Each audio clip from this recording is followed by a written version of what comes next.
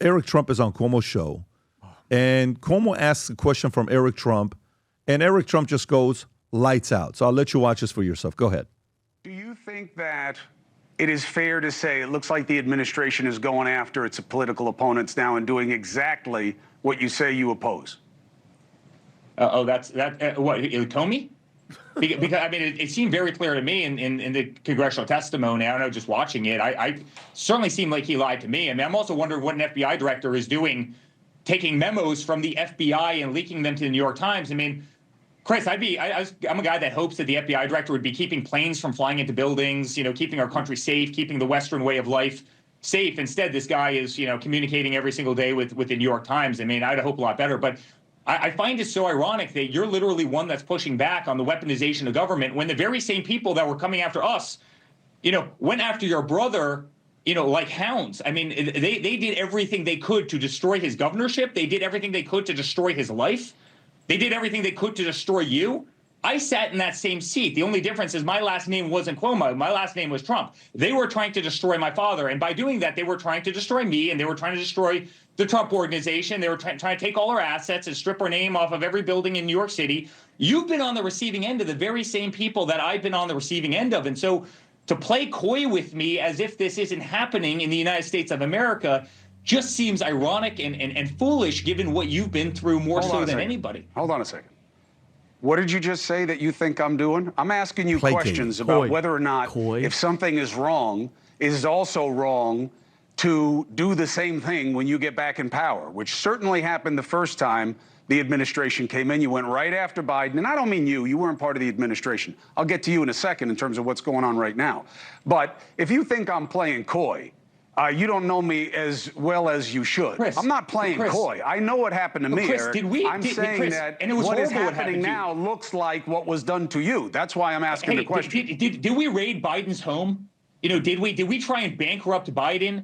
Did they come after us? Did we weaponize every AG and DA, against Biden? Did we do that against Hunter Biden, who had a laptop from hell, pictures of cocaine, illicit drug use, prostitution? Did we do that? Did we make up a dirty dossier about Biden? Did they try and destroy Biden's marriage? Was any of that true? I mean, did we make up stories that Biden had secret servers in the basement of his home communicating with the Kremlin in Russia? Did we strip Biden off the ballot of multiple states? Did we take Biden off of Twitter and Instagram and Facebook and try and silence his voice so he couldn't communicate? Did we put Biden in a courtroom every single day? 91 felony counts that have all been overturned for my father now, right? For nonsense, to try and keep him off of a campaign trail and to try and destroy his life.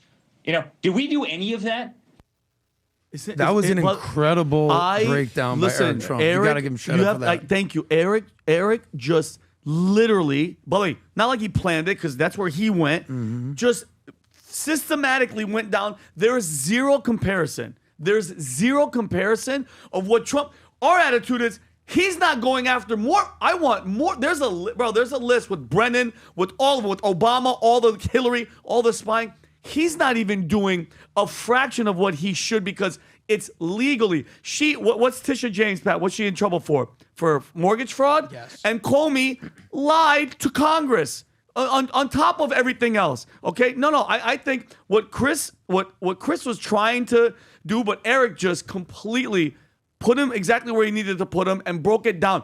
Never in the history of this country has a party done that much or tried to do that much to one freaking person, to his entire family, to destroy him, and he still came out, and he still won. So what he's trying to get at is absolutely ridiculous. He's like, because what Chris is trying to make the point is, well, you guys are going after your political opponents. No. He's going after the people that broke the law, period. What they tried to twist the law to go after Trump. He's going after these two for a good reason. I think Jack Smith is next. Yeah, I think if you're Chris, it's kind of fair to ask the question. You said, what do you say to the people that say that or I don't want to misquote Chris, but I think it was, what do you say to people that say you're doing the same thing that they did to you? Yeah. And so Chris can ask that, but I think Eric answered it very, very well. And it was, I'll tell you what you tell them. all of our stuff has been overturned, and Comey broke the law, and Letitia James broke the law. They made Letitia James mortgage fraud on a 1 to 10. You may say that's a 4. And what Comey did, weaponizing the Justice Department, is an 8. You know, you could scale it like that. But the fact is, Eric answered it. This is what I say to them. All of our stuff's been overturned, and these people broke the law. Now they're in court. Welcome to America. Yep. Yeah. I mean, this is the difference between MAGA 1.0 and MAGA 2.0. There's like Eric Trump, let's just use him as an example, and you can extrapolate how much more equipped Trump is to do the job. Per Eric Trump's words, when they got in the office in 2017, he was like a deer in headlights. They've never been in the White House. They've never been in politics. They don't know what's going on. They don't know who their allies are. They don't know enemies. They don't see this coming. They think the FBI's on their side. They don't know. Now he's like, bing, ding, bing, bing, bing. How much more capable, informed, politically savvy is Eric Trump at this point? And when we were on the podcast with him, we weren't like challenging him. It was a friendly conversation. Pat asked some tough questions. We asked some, but we didn't push him like Cuomo did. Wow, that defense that he gave about his father right there. The family, Eric Trump, too. Yeah. Respect to you. I mean, you Eric came all is the as smart receipts. as he was Let me 8 ask years you a question. ago. How is Chris looking at Eric? How does Chris look at Eric? So I have an idea of how Chris looks at Eric. How competitive do you think Chris is? Chris is a pretty competitive guy. How competitive you think? Pretty damn 0 to competitive. 10. What would you put him? Chris is like a 9. How competitive you think Eric is? Oh, Eric's up there big time. Yeah. Eric doesn't Eric's competitive guys. Eric 9 or doesn't a play 10. games either. Okay. I think they're both psycho competitors. Okay. I really believe that they're both psycho competitors. Chris looks at Eric, in my opinion, as a younger version of him, because the father, Mario Cuomo, then Andrew Cuomo, then Chris Cuomo, right? Mm-hmm. Chris Cuomo is either Don Jr. or Eric Trump. Yeah, no, Chris would be like Eric. He's the younger brother. But You're right. Chris looks at them as, hey, I'm senior to you. I've been going through this for a while. My father, I grew up as a kid watching my dad when they would call him Italian this, Italian that, and he remembers that, right? I'm kind of wondering how much of that Chris is sizing up Eric and seeing where he's at, because he's right. When he went after Andrew, he didn't say anything about it, because they did. They went after his brother. Okay, they targeted his brother in a hardcore way. Some of it well-deserved. Some of it was they couldn't control him. You know, when Schumer and Nancy couldn't control him, they're like, hey, get rid of this guy. Yep. We don't like this guy. He doesn't do what we tell him to do. And part of that, they played really dirty. By the way, you probably just saw the two families, the biggest political families, talking to each other. Yeah. Name me a family bigger than the Cuomo and the Trumps. Give me a family that's a multi-generational political. Yeah, maybe the Bushes. Not as relevant now, though. You're right. No, but I would actually sure put the Bushes. I would definitely put Bushes as number 1 over Trump. Oh yeah, because no one's yet done anything outside of Don. Right? Yeah. At least Bushes, you had Prescott, Senator Prescott, George Jr. Bush Sr., then George W. Bush, sure. then Jeb became a governor. So they have a rich, but this is the top 3 families politically that just went at it. And I actually like that exchange. I like that exchange between the two of them. You'll see more of that. By the way, is Gavin Newsom and Nancy Pelosi related? Yes. I think They're so. related? Yeah. Yeah. So that's a family But, right but, there. but That it's is- not the not the- related like yeah. this. Not the I think same. it's like The a... Pelosi's, you know what I mean? How are they related? He's connected to Pelosi through a past gotcha, marriage. It's gotcha. not the way you Okay, think. It's gotcha, not. They're not blood relatives. And Yeah, it's Pat- slightly Chris, different. Chris has to understand too. He's talking to a potential future president as well, and Yeah. that's another thing. Because Chris Yeah. Cuomo, as much as you want to say, he does not like Trump. I don't care all these little moments Yeah. of like the Bill Maher's and the Stephen A. Smith. Let's not forget their attitude towards Trump, because Yeah. he was the worst thing in the history. Now they're all kind of coming back over there. He's sitting with the guy that was wearing the Trump 2028 hat. Yeah. That's not accidental. Yeah. You know what I'm saying? Yeah. So I think there's another thing, too. Remember, they also went after Chris. And they went after Chris indirectly. during Biden, right? Yeah. This is all during Biden. Yeah, FYI. And His in my DOJ. opinion, and I don't want to get No, it's your opinion. You can have get it. letters from people from Atlanta with 22 names at the top of the letter. But in my opinion, they went after Chris and they screwed Chris. Was there things going on? Is there things that Chris should have done differently? I can't judge. I'm not the judge of that. But I will say this: the system went after him, and he ultimately, left CNN, and in my view, they kind of screwed with him, and here he is now. Whereas they screwed with Eric, and he managed to fight all of it off. That is a very fair assessment, Tom.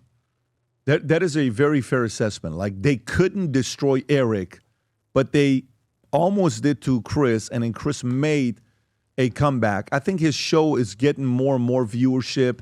It's doing better. I think it's at 175,000 viewers now. It's not a big number. It's not at the number that, you want to be, but, he almost went from being irrelevant and destroyed to he's made a resurgence. And I think you got to give him credit for that. And he gave one of the most strongest cases against the Uniparty when he spoke from the floor of the convention about how corrupt politics we'll is. See. You know whose birthday is on October 14th?